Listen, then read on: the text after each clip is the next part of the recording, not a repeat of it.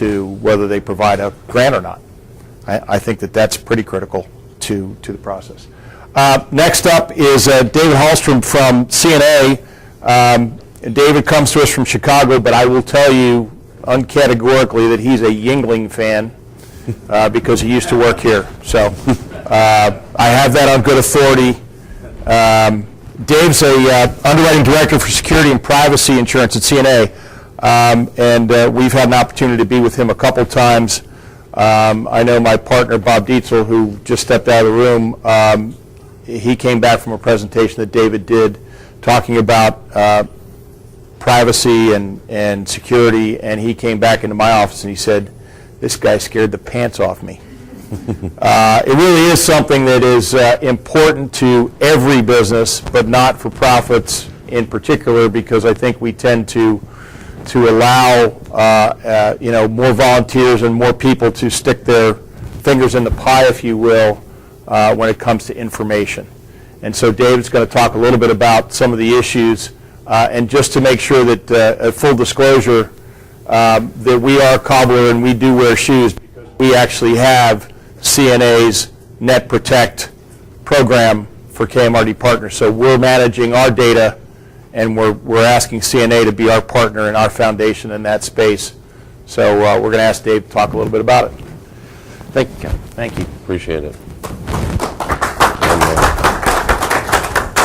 Thanks. I'm also a Phillies fan, so myself and about 3,000 of my best friends hung out at the ballpark until about midnight last night. And they pretty much let you sit anywhere you wanted to sit, and I was the only one who went back to get under the cover. Everyone else is like, I'm going to go down to the front row, and I'm, whatever, guys. But we're going to talk about information risk insurance. We're going to start with the CNA legal department telling you I have no idea what I'm talking about, so don't write anything down.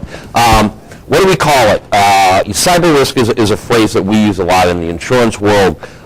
E-commerce risk, e-business risk. I like to call it information risk because when we look at the top line product that we have, NetProtect 360, it covers any kind of data in any format that's in your possession. Corporate confidential, personally identifiable information, whether it's on your computer network, whether it's on a device like a laptop, or if it's paper documents. Any of that information is covered. A little bit on privacy breaches. And this is up through 2009. I haven't gone through and done all the 2010 statistics yet, but we topped out so far. 2008 was the biggest year. There was about 60 breaches reported per month in the United States that year. Last year, but throwing in last year's figures, you had a 5-year average of 40 reported breaches a month. And that's reported, right? I mean, we know there are data breaches that people don't report. I've had clients in all the years I've been doing this who have had data breaches, and they told me, well, we're not going to report. Whatever. It's against the law in certain jurisdictions, but whatever. From 2004 to 2009, or 2005, sorry, to 2009, you went from 9.6 million records reported breached in 2005 to 723 million individual records reported breached in 2009. So think about that. There are about 310 million people in the United States. So every single person in the United States has their information breached about 2.5 times. They say that realistically it's about 25% of the population that have had their records breached. So these people are really bad luck. They haven't, but you have a credit card. You have credit cards, you have debit cards, you have driver's license number and health cards and social security numbers. And if all that information gets breached, that's how you get to those records. One thing really important we'll talk about, and this especially we'll talk about on the next slide because this is especially important in the not-for-profit world, most data breaches don't have anything to do with the web, with the internet, with the computer system. They are offline breaches. So IT systems, IT security guys who say, well, we can prevent this with a firewall, or we can prevent it through that. You can't do anything about it when someone walks off of an airplane and leaves a laptop sitting under the seat in front of them, and you have 30,000 individual records on it. Or one of my favorites ever, a baseball agent on the North Shore in Chicago was clearing out his files, and he decided that he would throw tax records of 120 Major League Baseball players in the dumpster. And somebody went in the dumpster and got them. So there It was actually very funny. I was. This is about Christmas time, and I was at the American Girl store with my wife getting something for one of our daughters, and immediately behind us in line was Jim Tomey and his wife. And a friend of mine who's a sports writer calls me because the story's just hit on the wire services.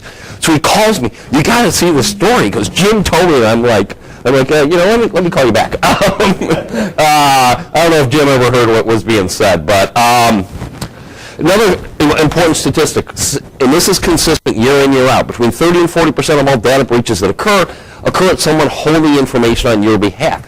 It can be like an Iron Mountain type organization, or it can be, you give information to your accountant, and the accounting firm has the breach. It's not necessarily your systems that have been breached or something you've lost. But as far as not-for-profits go, here are some statistics. I've kind of given some of this away. So I went through 2004 to 2010. There were 115 reported incidents in the not-for-profit world. This is a typo. There were 525,000, not 525 million individual records exposed. So this is about 4,500 records per breach. So I've kind of already given this away. They usually we play a game, and you get the pride of getting the answer right. On what do you think is the number? I already told you the web and the internet hacking aren't it. So in the rest of the world, it's about 45% of all reported incidents are a lost or stolen device. Right? You leave the laptop at the airport. We just had a claim come in on Friday from a hospital in Ohio. There was a flash drive with about 2,000 individuals' records on it, including their healthcare ID numbers, including their social security numbers. Been sitting on someone's desk since April, and now it's gone. They don't know where it's gone to. It's just disappeared. So we'll be notifying a couple thousand people in Ohio. But it's about 45% of the incidents in the rest of the world. In the nonprofit world, 56% of the reported incidents were lost or stolen devices. Web and hacking make up about 25%, which is about what they make up in the rest of the world. Social engineering is 4%. Someone sends you an email to try to get you to divulge some information, or they give you a phone call. I'm with the systems department, and we have a problem with your password. I need to verify your user ID and password. This is actually a true story. The IRS had training on security for their employees, and the people in the room were told you will never ever receive a phone call from the systems department saying that there's a problem with your credentials, we need your user ID and password to reset them.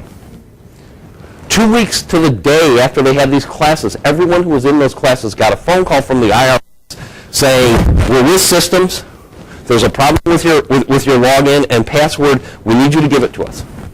And so you bear in mind, they're IRS employees, right? So you got to grade on the curve. But 60% of the people gave that information out on the phone 2 weeks after they told you'll never be asked that question.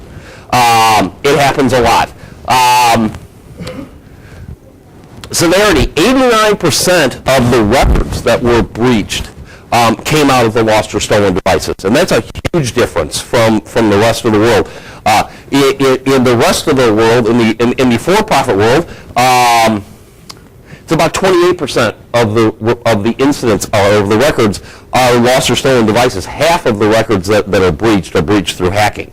But in the not-for-profit world, it's only 1% of the reported breaches were actually hacks of the system. So, you're not targets. You just have stupid people that work for you. That's the problem. You have human beings, and that's the big problem with implementing any kind of risk control program. You have human beings, and they do things wrong, and they forget things. We had a doctor in Dallas leave his briefcase on the front seat of his car when he went to a restaurant. Came out, someone had smashed the window, taken the briefcase, probably looking for a laptop. They got 16 patient records. These things happen. This is the way this stuff happens. So what's the impact, right? There are 49 states and jurisdictions, I like to say. In the U.S., there are 4 states. The jurisdictions are Washington, D.C., the Virgin Islands, and Puerto Rico. Alabama, Kentucky, New Mexico and South Dakota do not have privacy laws, notification laws. Every other state has some kind of privacy notification law, and the laws apply to where the people live, not to where you are. So depending on what you're doing and who you are, you may have 49 different U.S. laws that you have to comply with. If you have information on Canadians, you have to notify the Canadian government, right? And then if Canada thinks you have to notify the people, they'll tell you later. But in most states, if you have lost information on individuals, you have to notify them. It's going to cost somewhere between $5 and $15 per person just to notify, unless it's 16 patient records in Texas, and then it's $5,100 because every time you flip a switch, you've got to, it's $1,000 for this and $1,000 for that. Massachusetts has a law, Massachusetts Law 201, that went into effect last year, and whereas everyone else is reactive, Massachusetts is proactive. You take information on a Massachusetts resident, you must do the following to secure that information once you take it into your possession. And where it can become a problem is you might have information on someone who lives in Pennsylvania and then they move to Massachusetts. Suddenly, you have to worry about the Massachusetts law. So how you safeguard that to comply with that law can be a problem. Regulators. I don't know about Pennsylvania. Illinois has a little budget shortfall. It's more than half of our total budget is being funded through debt. And our privacy regulators in Illinois are extremely aggressive. They go after everybody who has a privacy breach because they can pick up $100,000 or $200,000 off of fines. The problem with that is, whereas the fines might be $100,000 or $200,000, the legal fees are about $1,000 an hour, and the defense is a killer. Their Choice Point, which the insurance people know, had a data breach in 2005. About 45 million individuals' records were stolen, and they had to go defend themselves in front of the FTC for a privacy violation. And their defense bill was $15 million. Their fine was $275,000. So I say, it can be really, really expensive to find a firm that specializes in this. There aren't that many out there that do it, or there aren't that many out there that do it well. A few more. You can be sued if you're responsible for or you contribute to a privacy breach, right? You've taken individuals' information, you're holding it, you lose it, or you could be that third party. Someone has given this to you to hold, you have the breach, you can still be responsible for that. If you have credit cards on your system, you're going to have to pay the bank for the cost of reissuing the credit cards. The largest breach I've had in my years doing it was 500,000 credit cards, restaurant chain. That cost them $5.5 million. It was $11 a card. $5.5 million to reimburse the banks for the credit cards. And what the banks do, I've seen these letters, and you get these letters, and they say, you lost this, here's what it cost to replace them, here's what we expected fraudulent charges were, and here's what the actual ones were. So if it's more than the expected, you have to pay that difference. And you don't have to pay it if you don't want to. They'll just withhold all of the money that you run through the system until they're paid up. So you have a choice, right? It helps, cash flow problem. All of your credit card charges are not coming back to you. Class actions. There was just a filing in Chicago the other day for trying to file a class for a privacy violation. So we'll see if that happens. We'll see that about 20% of the people who actually have an identity theft issue end up with some kind of financial problem, right? Someone's gotten into their accounts, taken money, used their credit cards. Does anyone ever get these letters from somebody saying something may have happened to your information? And they'll pretty much say nothing because that's what the state law makes them say. So they comply with it. And then business associates, right? You may have commercial information. Or, if you're in healthcare, you're working on a clinical drug trial with someone, and, if you have a clinical drug trial information for Johnson & Johnson or someone like that, that's worth a heck of a lot more than 1 million individuals' records. So, that's another thing that you can have the exposure on. So where can't you get it, right? General liability policies don't cover this stuff for a couple of reasons. Usually they do have coverage for privacy, breach of someone's privacy, but usually in a publication. Someone hacks in your computer network, or you lose a laptop, that's not a publication. Bodily injury coverage usually requires